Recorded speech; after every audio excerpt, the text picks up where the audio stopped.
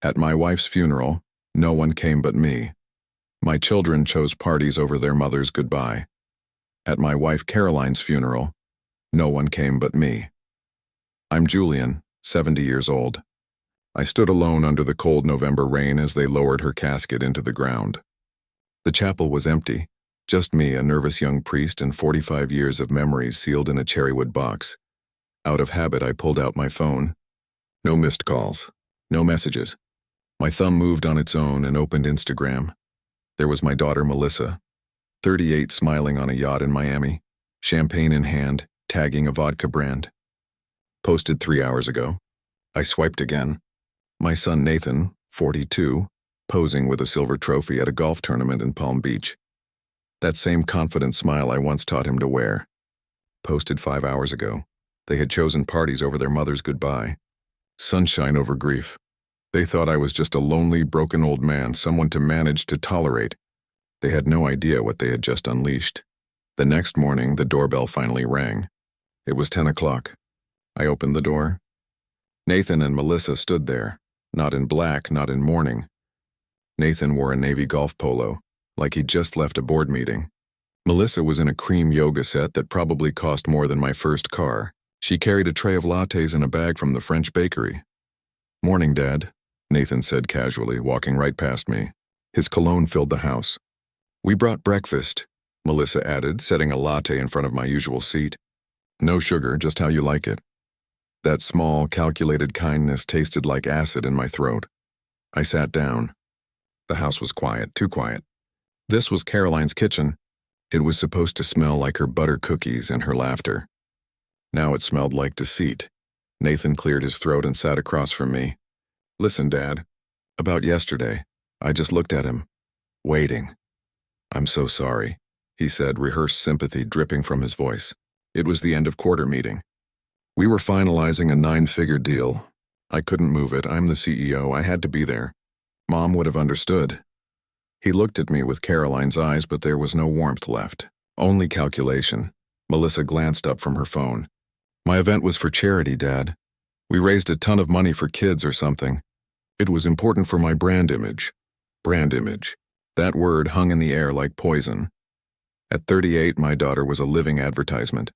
Filters, sponsorships, curated empathy.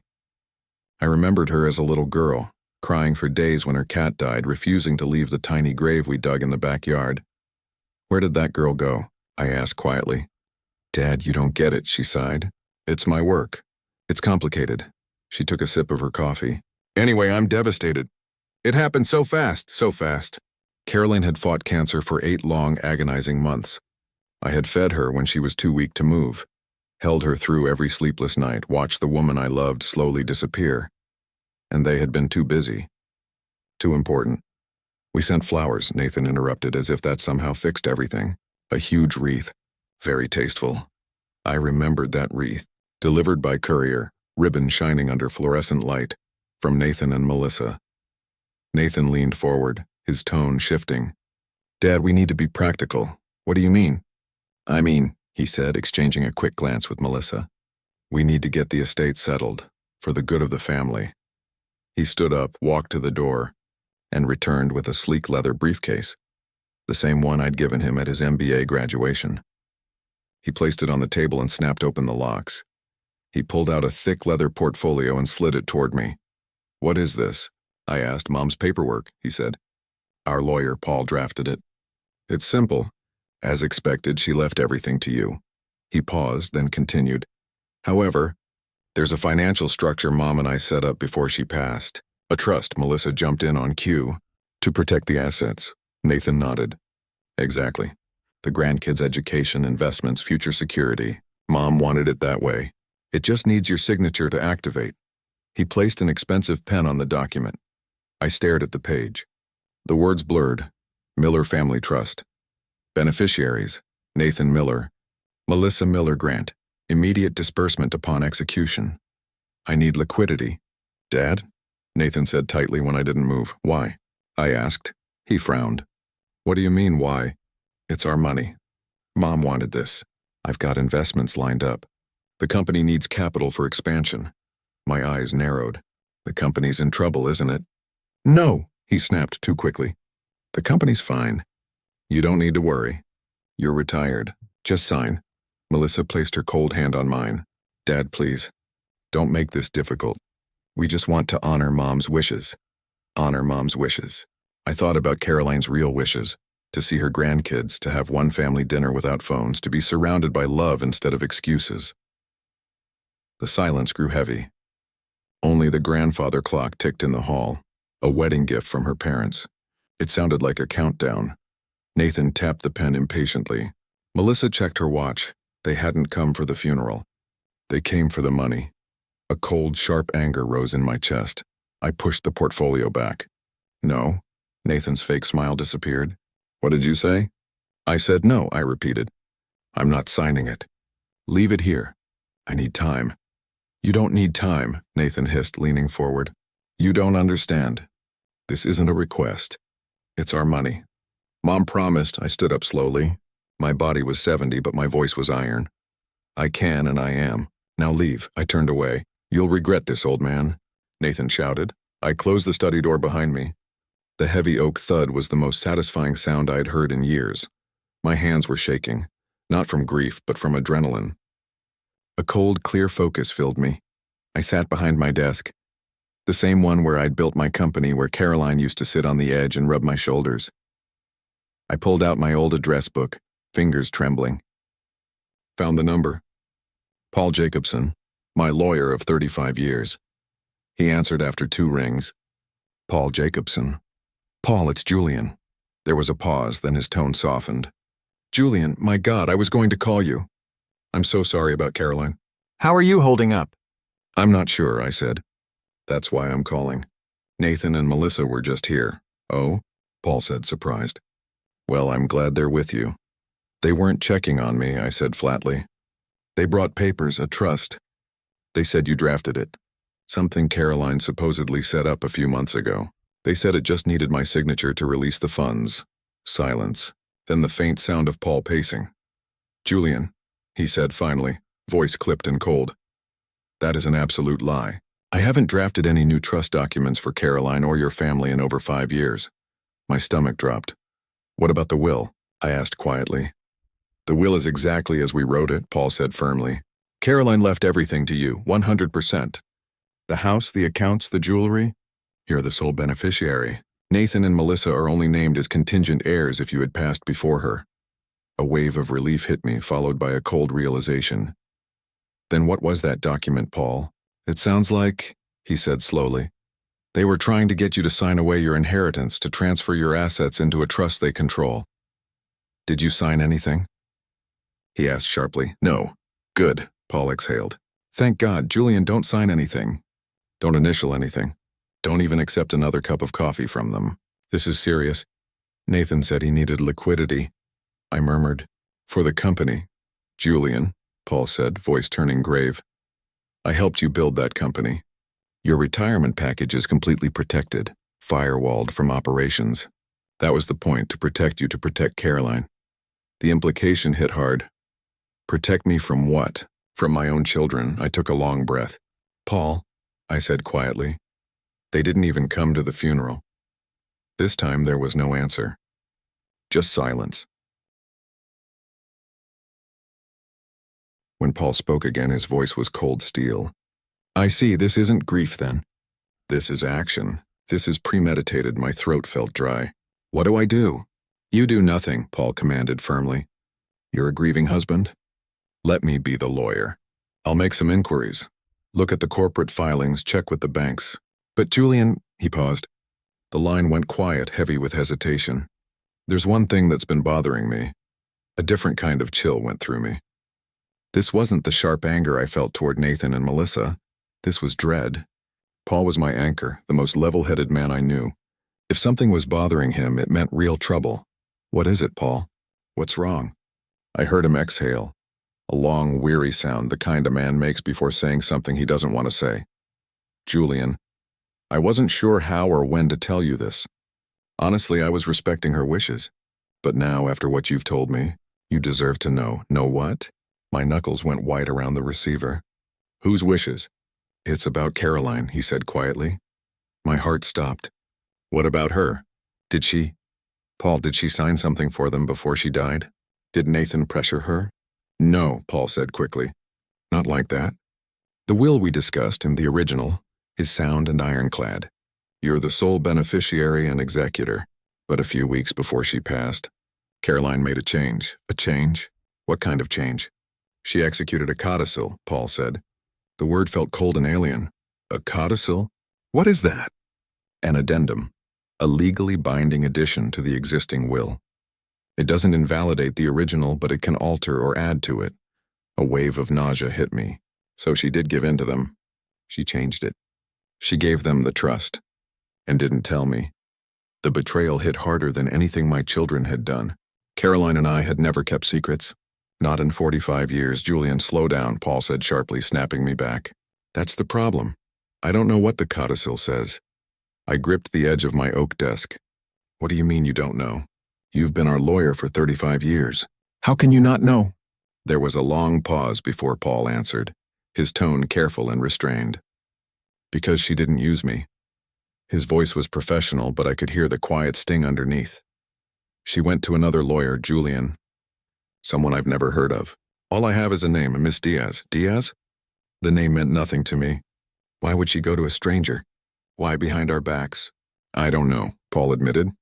She called me, only to inform me she was executing the codicil and that I was not to be involved. She said it was her private affair. Private affair. The words made me stand so suddenly my chair scraped across the floor. Caroline and I didn't have private affairs, not with money, not with family. What else did she say? I demanded. Paul hesitated, then sighed.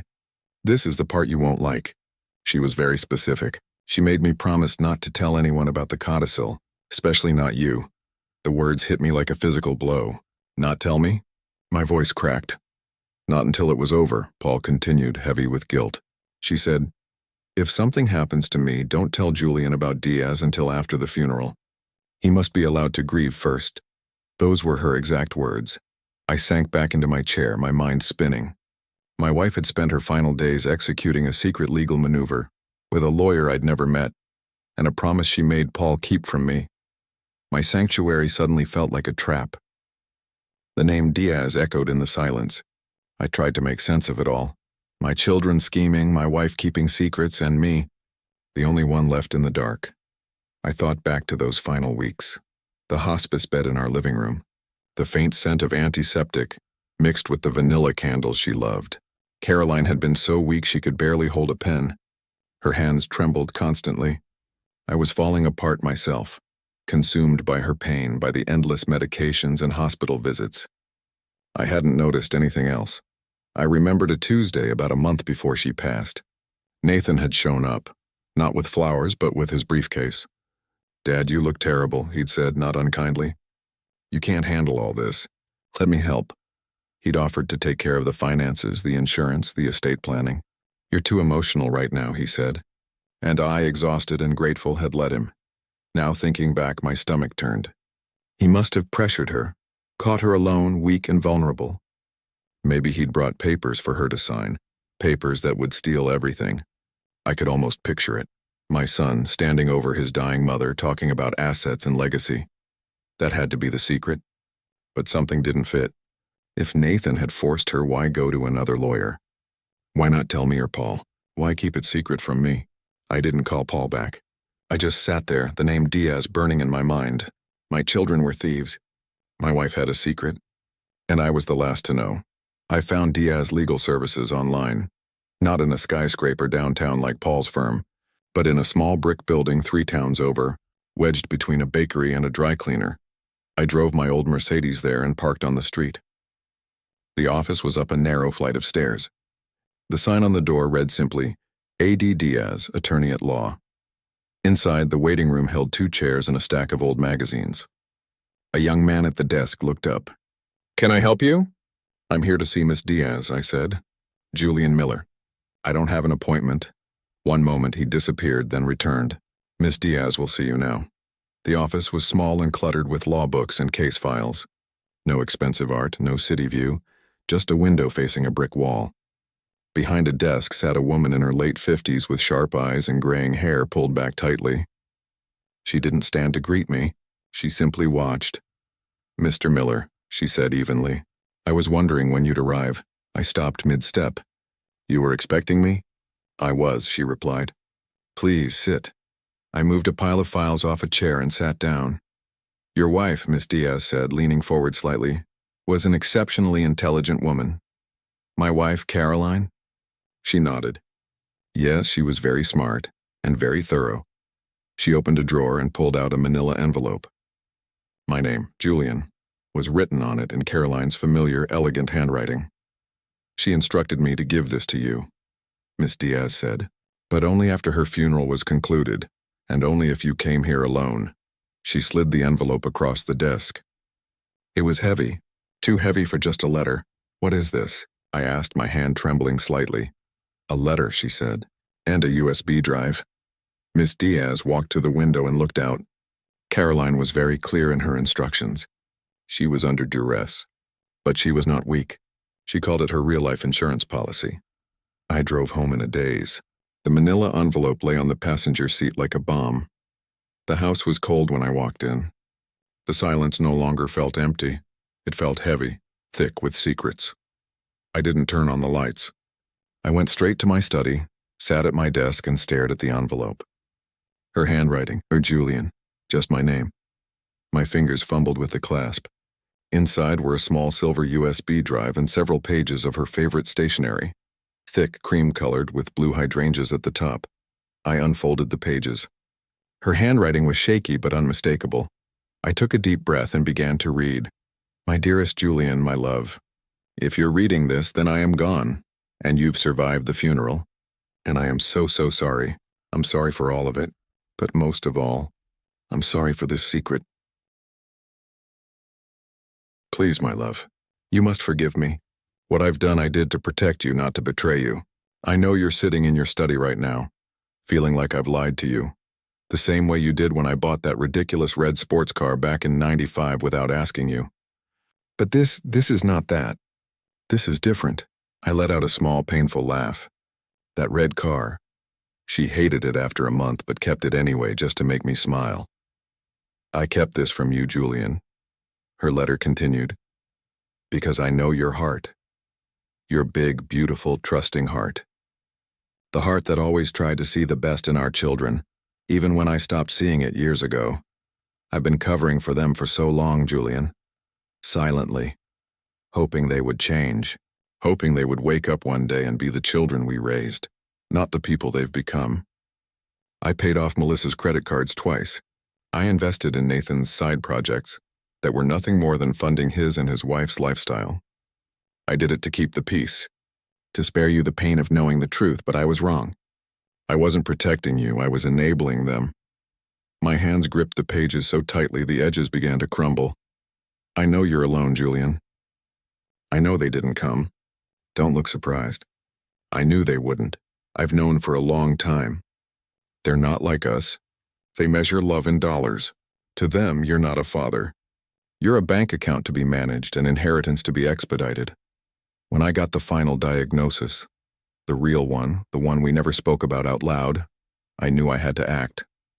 Because I knew that the moment I was gone, they would turn on you. They would descend like vultures, demanding everything we built. The house, the company, the money. Everything we earned. Everything you earned. I couldn't let that happen. And I knew, my love, you'd be too heartbroken to fight them. You'd give in, not because you're weak, but because you crave peace. You'd give them everything just to make the shouting stop. Just like when Nathan broke that antique vase and blamed Melissa, and you forgave them both. So I did what I had to do, in secret. I couldn't use Paul. He's your man, your friend. He would have told you, and that would have started the fight too soon. I couldn't risk that. I needed someone they'd never see coming. Someone tough, someone on the outside. I found Ms. Diaz. She's not like us, Julian. She's not a peacemaker, she's a fighter. And I needed a fighter. Forgive me, my love, for going to a stranger. But she was the only one I could trust. The only one not blinded by 40 years of family history. The only one who saw the truth for what it was, financial abuse. My throat tightened as I read. I knew they'd come for you right after I was gone. With papers, with pressure, with guilt. And I'm sorry I couldn't be there to shield you. But I did the next best thing. I left you a weapon. What I'm writing here is only part of the truth. The rest, the proof, is on the USB drive. You must watch it, Julian. You must see what Nathan did, what he said, what he tried to make me do. I could barely breathe. Her handwriting trembled, but her words cut like glass. It happened last week, the letter continued. That Tuesday. You'd gone to the pharmacy to refill my prescription. You were gone less than an hour, but it was enough. Nathan came. He didn't knock. He just walked in like he owned the place. He didn't come to comfort me or hold my hand. He came with his leather briefcase and the one you gave him. He looked irritated, like I was an inconvenience. Mom, he said without even looking at me, opening his briefcase on the dining table. We have a problem. A big one. I thought he meant the grandkids. He scoffed. No, not them. It's the company. My pulse pounded as I kept reading. I already knew something was wrong, Julian. I'd seen the bank alerts, the corporate account transfers. The payments, thousands, then tens of thousands, point to accounts I didn't recognize. Jewelry stores in New York, a leasing company for a new Ferrari, payments for a Miami condo. Melissa calls her brand office. He's been bleeding the company dry, Julian. Our company, the one we built in our garage, the one we gave our lives to. He's been spending payroll taxes, supplier payments, not just the profits and the principal. He's been stealing from everyone, and then he told me the company was on the verge of bankruptcy. He lied. He said it was bad luck, bad market timing. But it was him. All him. When I asked how much, he looked me in the eye and I saw nothing. No guilt, no sadness. Just impatience. It doesn't matter how much, he said. It's a lot. Millions. Our millions. And then he said something that froze my blood. But it's fixable. I have a solution. I just need your help. He laid out a stack of papers on my bed tray. You just need to sign these. It's a new line of credit. It'll save the company. I looked at them, Julian. Even through the haze of medication, I could see the letterhead, not a bank's. A private lender's, hard money. Loan sharks, and I read the terms. He wasn't just leveraging the company. He was asking me to sign over our house, this house, our retirement funds, our future, everything. I told him no. He got quiet, terrifyingly quiet. He leaned in so close I could smell his cologne. His voice dropped to a whisper, calm, almost gentle. You don't understand, Mom, he said. You will sign. You don't have a choice. And then he told me. The fraud, the forged signatures, the fake loans, all of it. And he said when it comes out, everyone will blame you, Julian. Not him, you, the founder. The old man who didn't notice. He said, you have two choices, Mom. You sign and I fix it. Or you refuse, and you can spend your last few days watching Dad get arrested. Watching him lose everything. Julian, he used my love for you as a weapon. He smiled when he said it. I could barely read the words now. My vision blurred with rage and heartbreak. I didn't sign, my love, her letter went on. I would rather die than sign your life away. But I did something better. I pretended. I let him think he'd won. I told him I'd sign later when I had more strength. He believed me. His arrogance blinded him, and as soon as he left, I called Ms. Diaz through the garden gate just as we'd planned. And I signed my papers. I moved everything and every asset in my name. The house, the retirement portfolio, and my 51% controlling share in the company. The share I never gave up, the one you told me to keep. I transferred it all into an irrevocable trust, a legal fortress Nathan and Melissa can never touch. The beneficiary isn't them. It's a charity that protects elderly victims of financial abuse. And the sole trustee, the one person with total control over everything. It's you, Julian. I dropped the letter. My hands trembled, not from anger anymore, but awe. She hadn't just left me. She had armed me. Caroline, my gentle, soft-spoken Caroline, had fought her final battle in silence. And won. She hadn't left me broken. She had left me with a sword and a shield. 2 hours later, the doorbell rang. A long, angry press and followed by 3 sharp, furious knocks. I didn't move. I just sat there, her letter folded neatly on my desk, the USB drive heavy in my shirt pocket. The pounding grew louder. Dad, open this door. We know you're in there. Their voices were sharp, furious, and no more pretense. The front door swung open. Their footsteps stormed down the hall.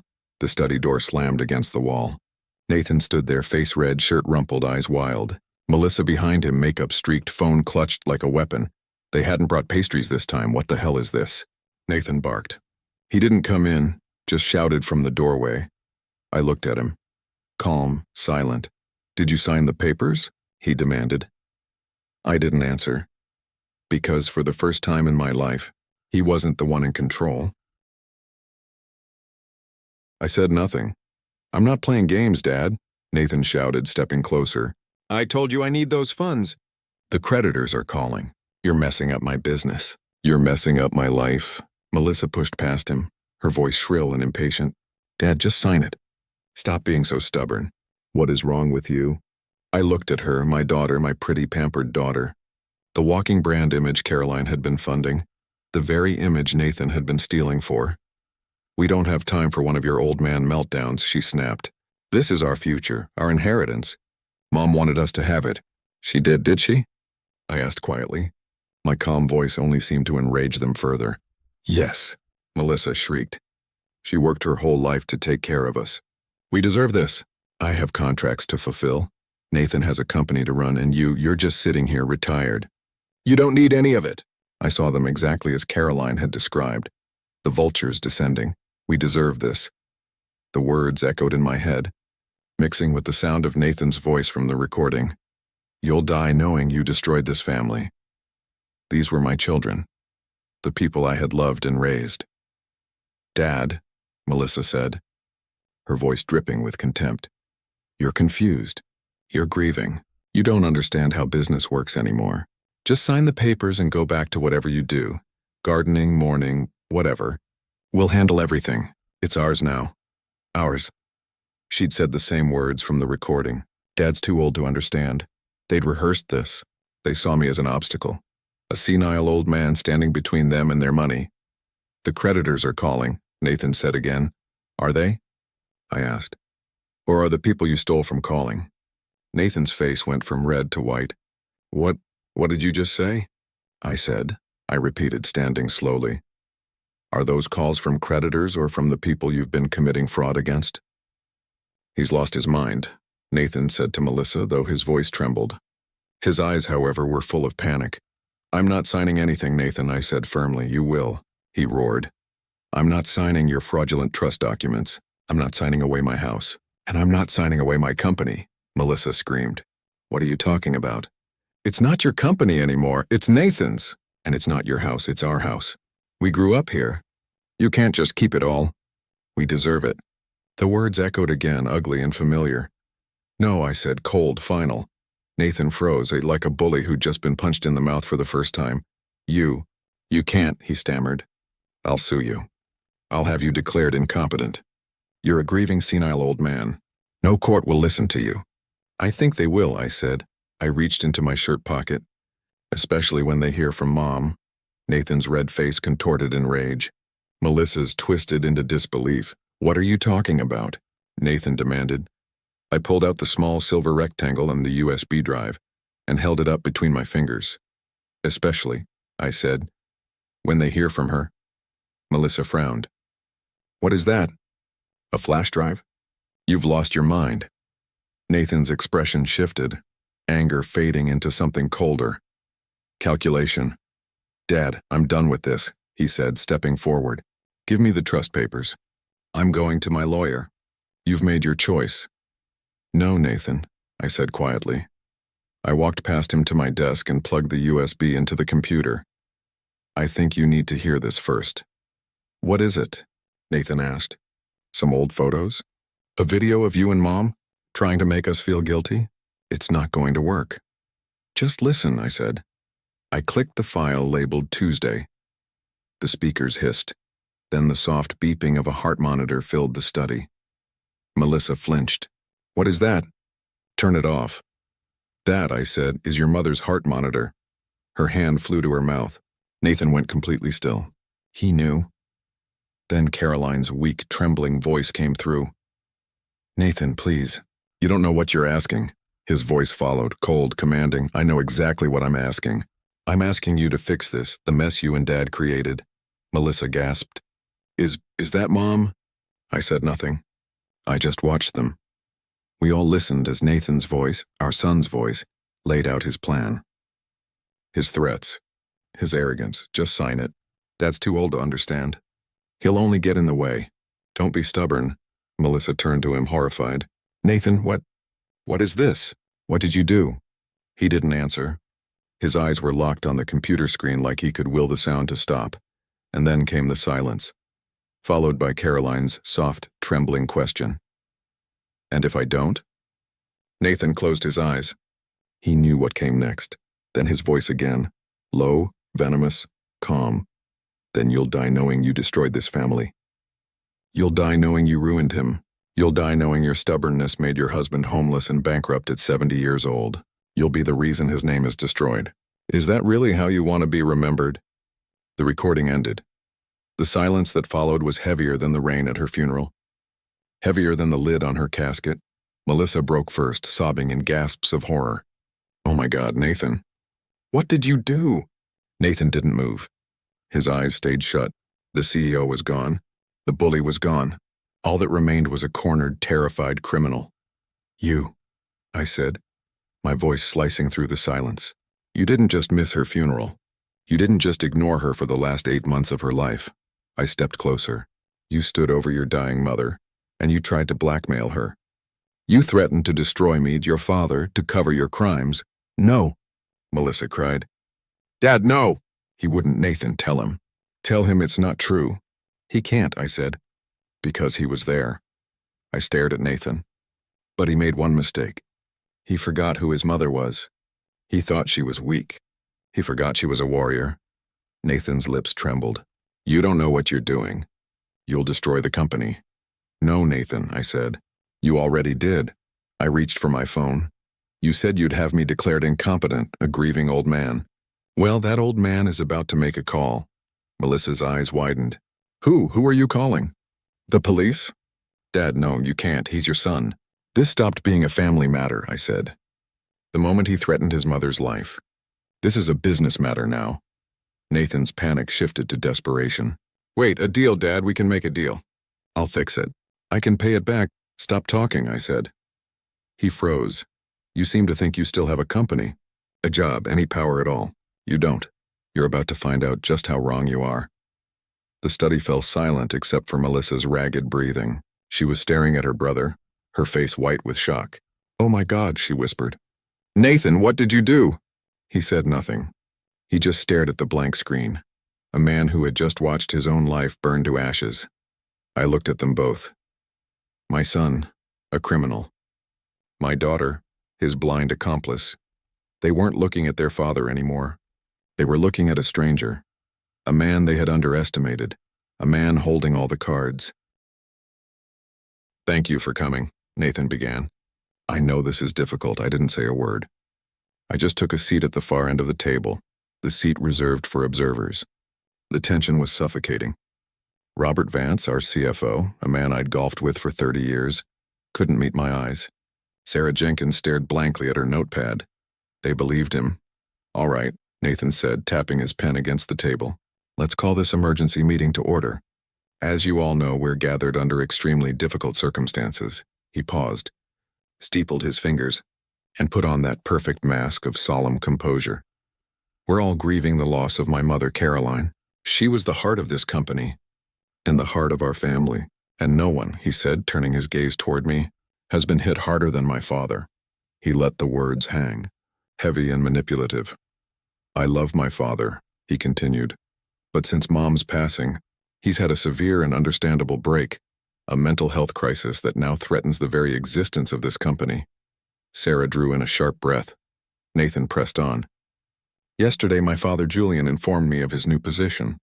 As you all know, Mom's 51% controlling interest was placed in a trust. My father is the trustee. He sighed dramatically. But in his current volatile state, he's decided to liquidate everything, to burn the company to the ground, to destroy his own legacy and all of ours out of grief and anger. Robert finally looked at me. Julian, is that true? You want to liquidate?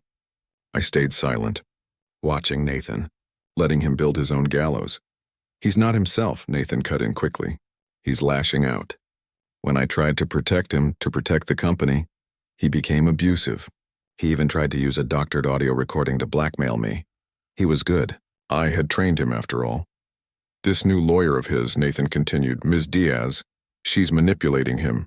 She's convinced him we're the enemy. She's pushing him to dissolve our assets, to sell off properties, and probably for her own gain. His voice rose with righteous anger. He's a danger to himself and to Miller Construction.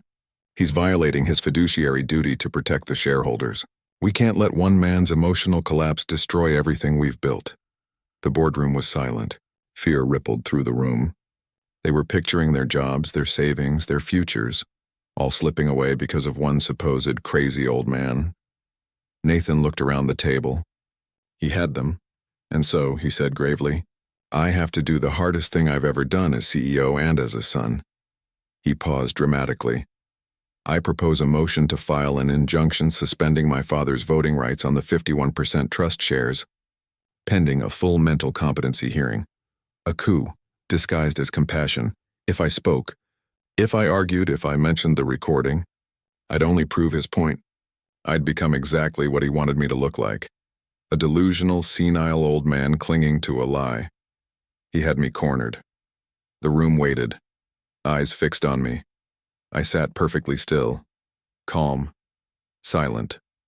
Nathan frowned. This wasn't part of his script. I was supposed to explode, Dad, he said cautiously.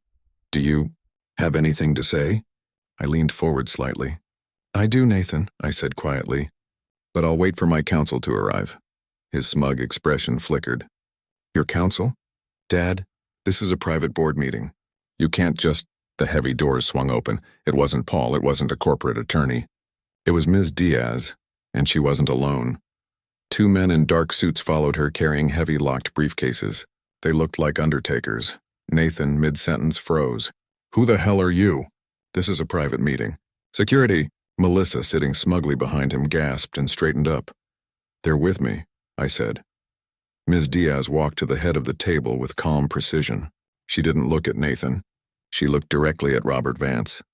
Mr. Vance, she said evenly, I'm Ms. Diaz, legal counsel for the Caroline Miller Irrevocable Trust, and which, as of 3 weeks ago, is the majority shareholder of this company.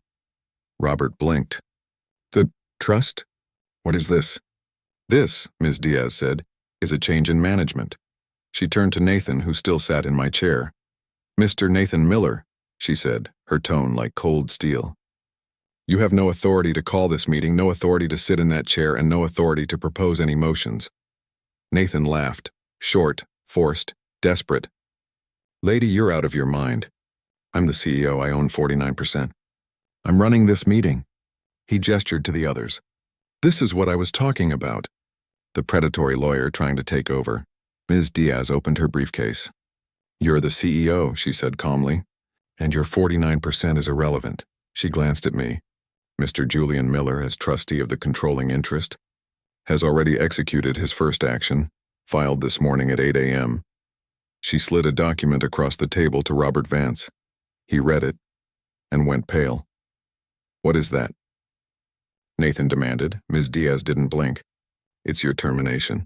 Effective immediately and for gross misconduct, embezzlement, and corporate fraud. The room imploded into silence. You can't. Nathan sputtered.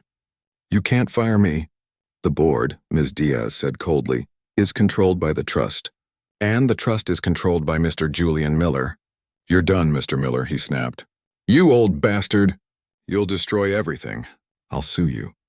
You're welcome to try, Ms. Diaz said, nodding toward the two men. But you'll have to get in line. The men stepped forward. These gentlemen are forensic auditors, she continued. They're here to begin a full audit of your tenure as CEO. Nathan staggered back. Get out! Get out of my office! It's not your office, Ms. Diaz said. And they'll start with your side projects in Miami.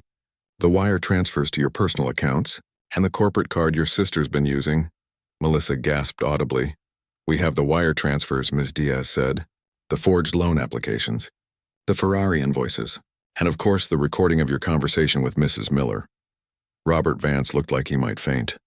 Nathan's been bleeding the company dry for years, I said quietly, to pay for his life and his sister's. You can't prove any of that. Nathan shouted, but his voice cracked. We don't have to, Ms. Diaz replied. The auditors will. And then the district attorney will. Nathan's face twisted. Fine, you want the company? Take it, I'll sell my shares. I'll start over. Ms. Diaz almost pitied him. You still don't understand, Mr. Miller. Your shares are worthless. He froze. What? The company is bankrupt, thanks to you. You filled it with fraudulent debt. The trust won't buy your shares. No one will. His voice trembled. So what happens to me? She checked her watch. Your creditors will be taking what's left. The same ones you tried to drag your dying mother into signing with. Nathan's mouth opened, but no sound came out. He had lost everything. The company, the money, the name. Melissa screamed, tears streaking her face. No, you can't. What about us? The house, it's ours. We grew up there. Ms. Diaz turned to her. The house belongs to the trust, as does everything inside it. You and your brother have 30 days to collect your personal belongings. Security will change the locks in 1 hour. The rest happened fast. The auditors froze every account. The lawsuits poured in. The hard money lender Nathan had tried to use against his own mother filed first. Then the suppliers. Then the board itself, suing for fraud and breach of duty. And when the auditors turned over their findings to the district attorney, it became criminal. They arrested Nathan at his golf club, on the 9th hole. Robert called me, half terrified, half awestruck. They didn't even let him change his shoes, he said. They just walked him off the course in his pink polo. The charges were exactly what Ms. Diaz had promised. Wire fraud, bank fraud, embezzlement. No bail. Melissa thought she was safe. She wasn't. When your luxury is built on stolen money, you're not an innocent bystander. You're an accomplice. The condo, the cars, the influencer empire, and all seized. Her phone went silent. Her friends vanished. She was left with nothing but her tears and her legal bills. Their entire glittering world gone in a week. A week later, I stood in the empty house. The echoes of their laughter, their arguments, their lies, gone. Only silence remained. I should have felt grief. Instead, I felt peace. Caroline's plan wasn't revenge. It was mercy, the hard kind. She hadn't just protected me. She had tried to save them, by taking away the poison that was destroying them. Money, power, entitlement. It was her final act of love. Brutal, brilliant, and heartbreaking. The next day, I visited her grave. The sun was warm, the sky clear. Ms. Diaz stood beside me, quiet and respectful. She knew, I said softly. She knew how it would all unfold. She did, Ms. Diaz replied. And she did it to set you free, Julian, I nodded. I understand now. I sold my car. Bought a small condo on the Oregon coast. The place Caroline and I always talked about but never saw. Now I wake up to the sound of the ocean. I'm not a CEO anymore. Not a widower. Not a father trying to fix broken children. I'm just Julian, and for the first time in my life, I'm free.